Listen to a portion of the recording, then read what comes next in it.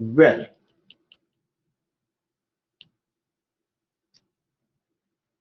दोस्तों, Newton's law of motion केवल एक लाइन में आप सीख सकते हैं।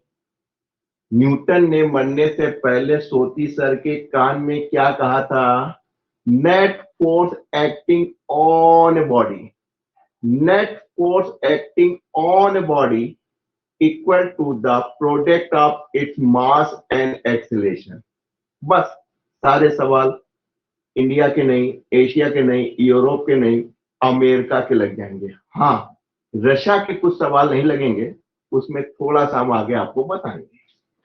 आइए इस बात को हम जस्टिफाई भी करें। ये आपके पास एक स्मूथ सरफेस है, इस पे आपने एक बॉडी रख दी जिसका मास m था। स्मूथ बॉडी है, कोई दिक्कत की बात नहीं है। आपने कहा कि हमने अगर एक फोर्स लगा दिया, force is a vector quantity, तो जब किसी बॉडी पे फोर्स लगाएंगे तो उस पर क्या हो जाएगा? उस बॉडी को एक एक्सेलरेशन मिल जाएगी। मिलेगी नहीं मिलेगी? फोर्स लगाएंगे तो एक्सेलरेशन प्रोड्यूस होगी। न्यूटन ने क्या कहा था मरने से पहले सोती सर के कान में? Net force acting on a body, on a body यानी बॉडी के ऊपर लगने वाला फोर्स। इसका मतलब दो फोर्स हो सकते हैं, एक तो ऑन द बॉडी और एक बाय द बॉडी। बॉडी पे लगने वाला या बॉडी के द्वारा लगाए जाने वाला फोर्स। ध्यान कौन सा रखना है? बॉडी पे लगने वाला force acting on a body. तो अगर इस बॉडी को देखिए, स्मूथ है, तो इस बॉडी पे क्या लग रहा है? केवल एक फोर्स लग रहा है, equal to the product of its mass and acceleration. चाहे जितना न्यूटन लॉ हो, उससे कोई मतलब नहीं, केवल इसी से सारे सवाल लग जाएंगे और मैं अपनी बुकलेट के सारे सवाल लगा के दिखाऊंगा। आइए चलते हैं क्वेश्चन नंबर 1 के पास। क्वेश्चन नंबर 1 कह रहा है कि एक आपके पास शिप है। अब शिप तो मैं बना नहीं पाऊंगा, नाव ही बना देता हूं। हालांकि शिप का वजन बहुत ज्यादा है। कितना दिया गया है? 3 इंटू 10⁻⁷ kg।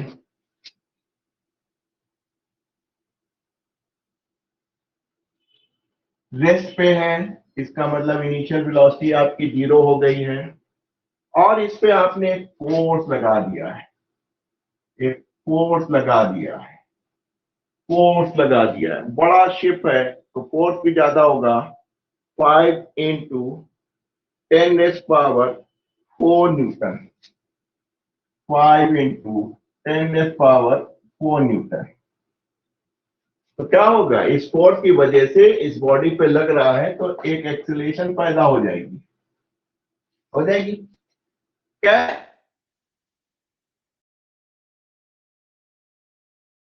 है कितना चलता है रेस्ट। तो आपको क्या बताना है? क्या लगे साहब, जब 3 मीटर पहुंचा तो उसकी वेलोसिटी बता दीजिए।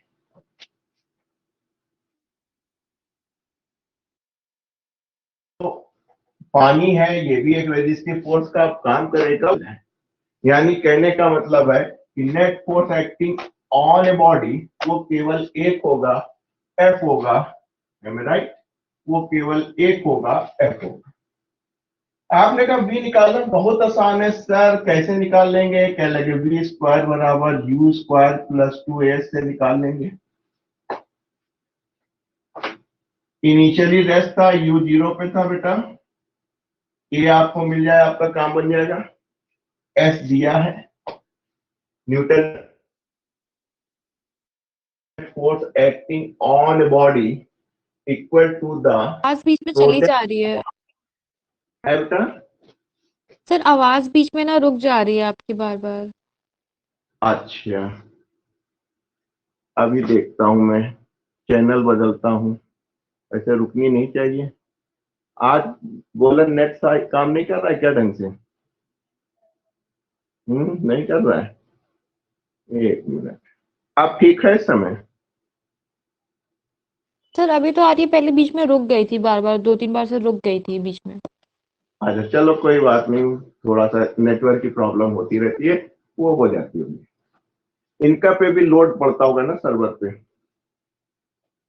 तो आप कह रहे हैं कि सर एक्सीलरेशन चाहिए, net force acting on a body is equal to product of mass and acceleration. तो एक्सीलरेशन इज इक्वल टू क्या हो जाएगी, एफ अपॉन एम हो जाएगा।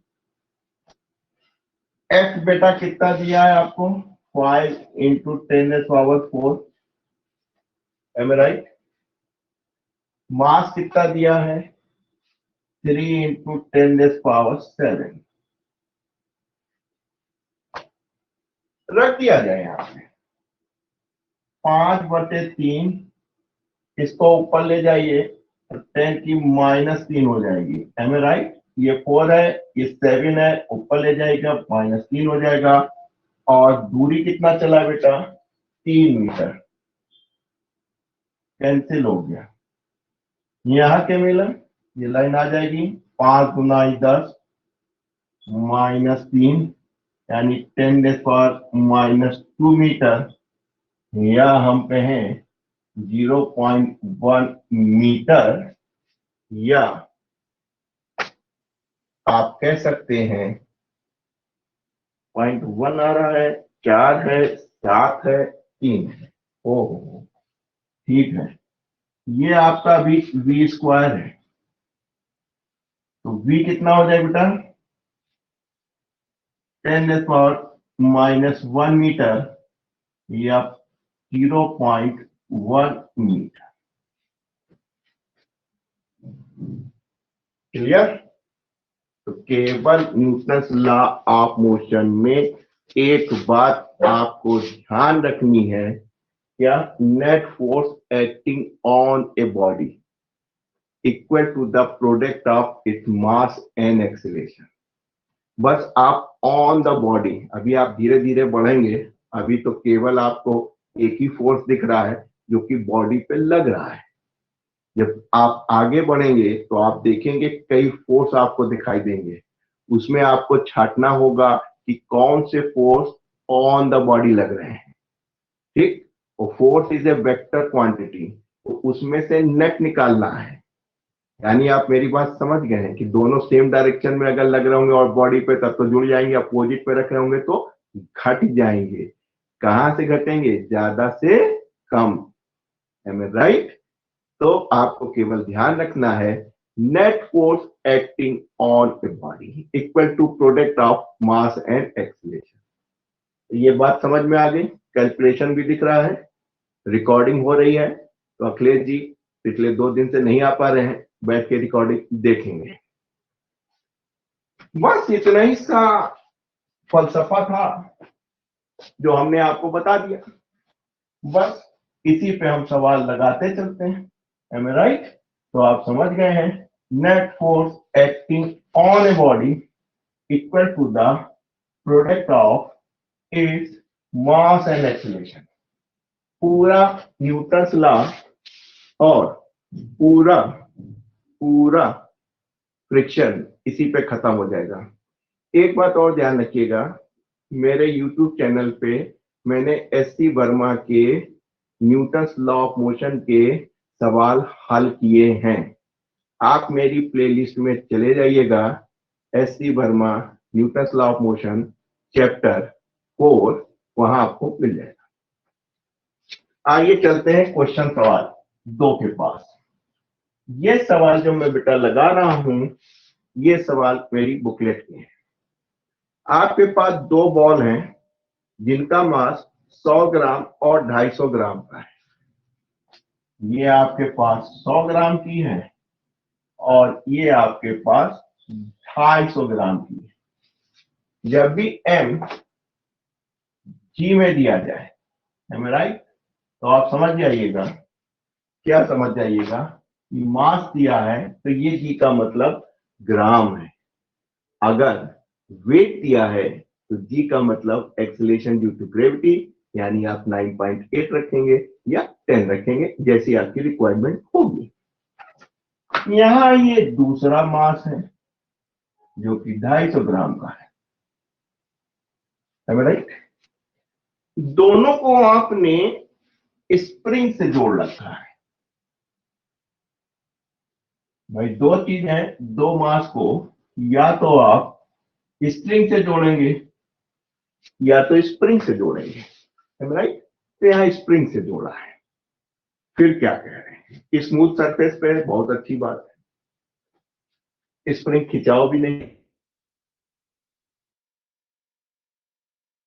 करा क्या है आपने, इफ बी बॉल आप रिलीजिंग, ओहो स्ट्रेच थी, यानी ये खींच रखी थी आपने, ये आपने खींच रखी थी, स्ट्रेच थी, यानी इसको पकड़ के खींच रखा था, इसको पकड़ के खींच रखा था।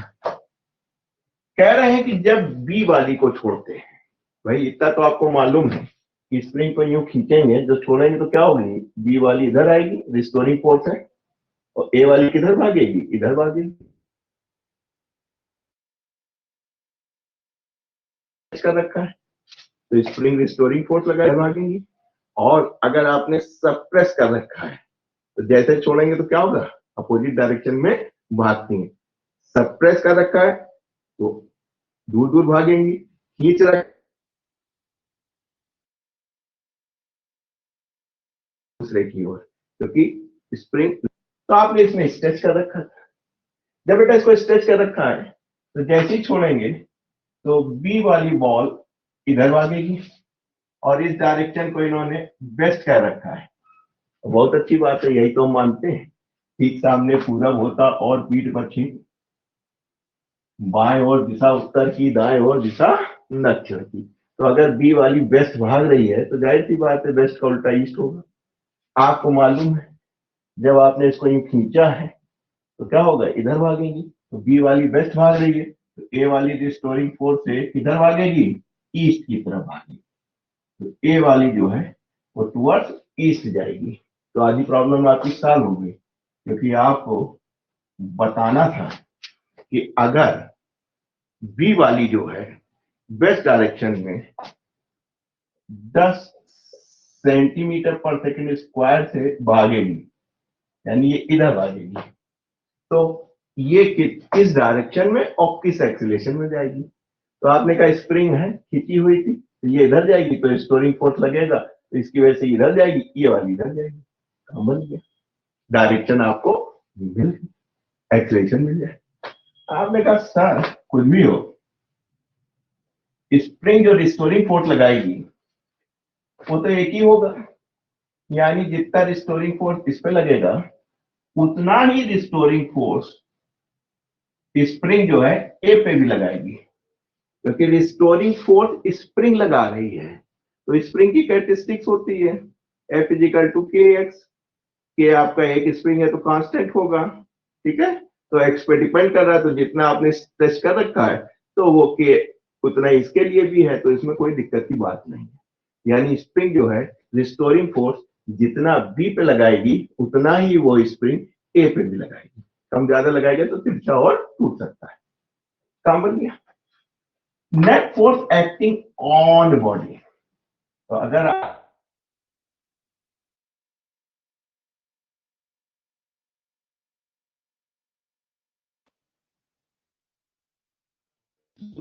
to product of its mass and acceleration, its mass and acceleration, काम बन गया। मास आपका 250 ग्राम का था, एम ए राइट, और ये 10 सेंटीमीटर पर सेकेंड स्क्वायर की थी। तो हमने कुछ नहीं किया, उत्तर हमको सीरियस मिल रहा था तो हमने इसको नोट कर लिया कि चलो भाई इतने डाइस मिलेगा, एम ए राइट। था आपको निकालना था ए की एक्सीलरेशन और डायरेक्शन। तो डायरेक्शन आप समझ ही गए थे कि भैया इधर भागोगे तुम, उल्टा है, यूं खींचा है, जैसे ही छोड़ेंगे तो इधर भागेगी, ये वाली इधर भागेगी, काम बन गया। अब ए को देखो बेटा, नेट फोर्स इस पे भी एक लग रहा है, F equal to product of mass and acceleration, काम बन गया बेटा। Acceleration is equal to F upon M है। फोर्स आपका हो गया 2500।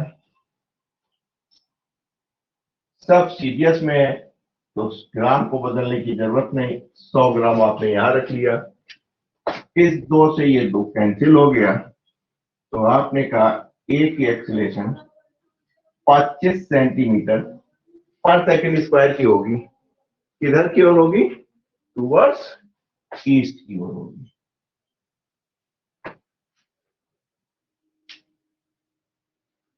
क्लियर? तो बात समझ में आई बेटा? स्टोरिंग यूं खींच रहे हो, जैसे ही छोड़ोगे स्टोरिंग फोर्स लगाएगी तो वो अपोजिट लगाएगी, ये इधर आ रही तो ये इधर जाएगी, डायरेक्शन मिल गई। दूसरी बात, रिस्टोरिंग फोर्स जो बी पे स्प्रिंग 8 है, तो जितना बी पे लग रहा है उतना ही ए पे लग रहा है। और उसके बाद net force acting on a body equal to product of its mass and acceleration.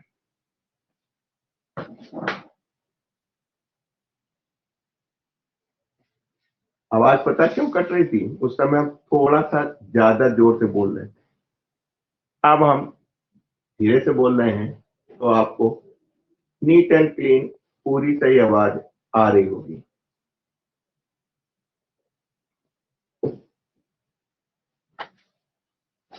ठीक है?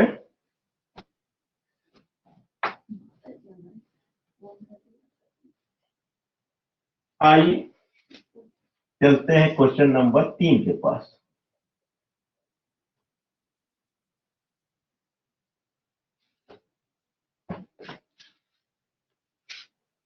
तीन क्या कह रहा है?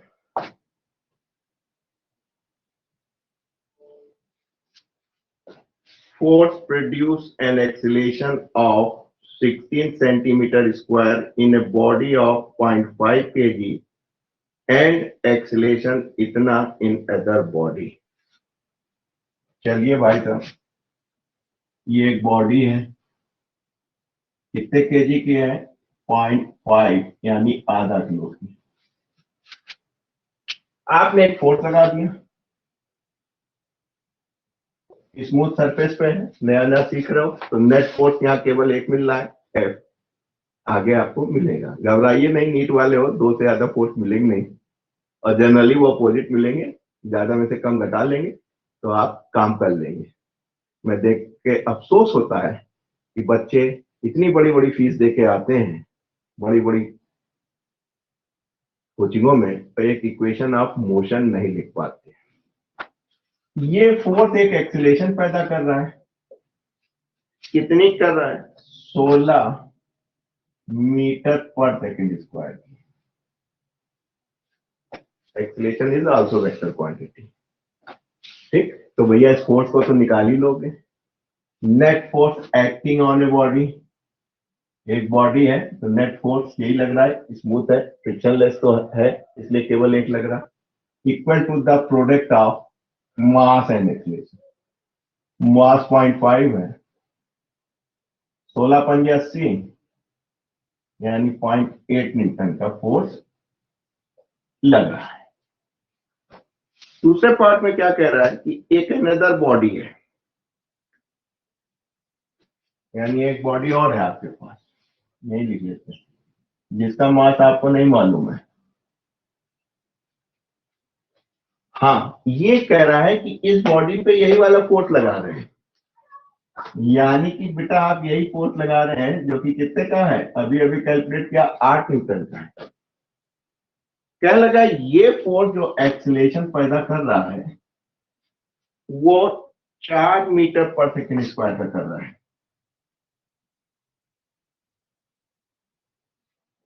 तो आपने कहा भैया एम निकाल लिया जाए, आराम से एम निकाल लोगे, क्योंकि इस 2 डेटा से एफ निकाल लिया था और ये दिया है फोर्स, यही दिया तो एम निकल आएगा, right? M is equal to f upon a, 8/4 यानी 2 kg का। दोस्तों आपको 2 डेटा मिल गए, एक फोर्स मिल गया और एक इसका मास, दूसरी बॉडी का मास अननोन था, वो मिल गया। अब क्या करना है? अब आपने कहा इन दोनों को बांध दिया जाए, यानी कि आपने 0.5 kg और दूसरी बॉडी कौन सी निकाली थी 2 kg का बेटा। इन दोनों को बांध दिया और इसी फोर्स से खींच रहे हैं, इसी फोर्स से, यानी 8 न्यूटन से ही खींच रहे हैं। F = 8 Newton. तो जानना क्या क्या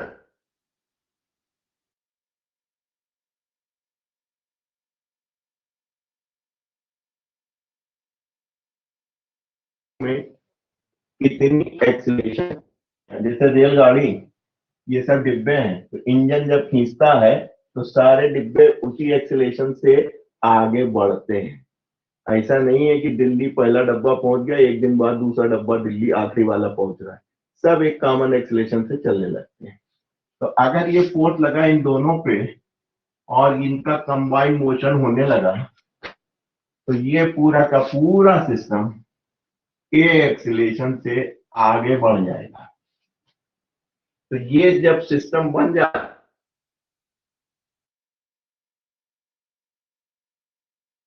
आगे बढ़ने लगता है तो जितने भी डिब्बे होते हैं इतनी भी बढ़ने कम बन। Net force acting on a body, अब पूरा एक सिस्टम हो गया। F = प्रोडक्ट ऑफ इट्स मास।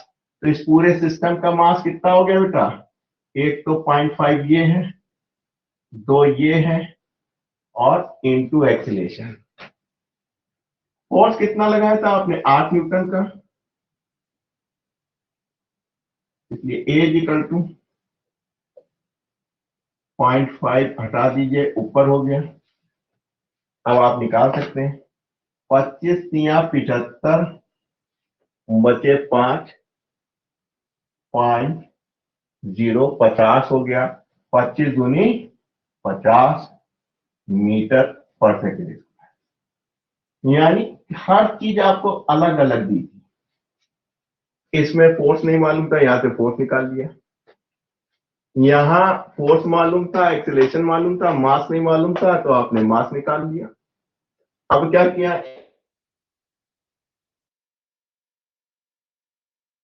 बांध के इसी फोर्स से खींच रहे हैं, तो कहीं अब एक्सीलरेशन बताओ।